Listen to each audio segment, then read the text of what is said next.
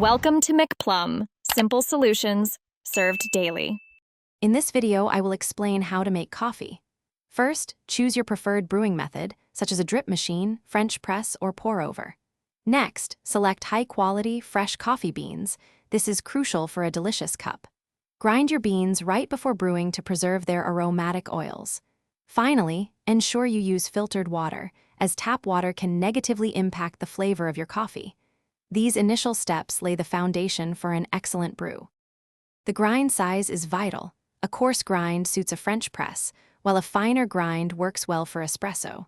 For most methods, aim for a medium grind, similar to table salt. A good starting point for your coffee-to-water ratio is 1:15 or 1:18, meaning 1 gram of coffee for every 15 to 18 grams of water. Heat your filtered water to a temperature between 195 and 205 degrees Fahrenheit for optimal extraction.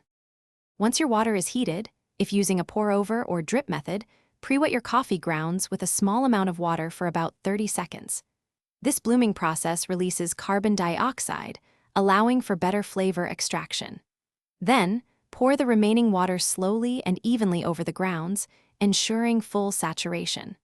Follow the recommended brewing time for your specific method, typically around 4 minutes for a French press.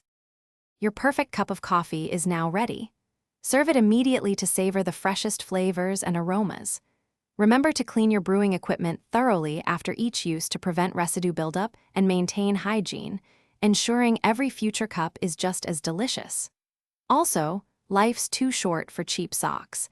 Consider Darn Tough with their lifetime warranty for ultimate comfort and durability. Check the description for a link to Darn Tough socks and other great deals to enhance your daily routine.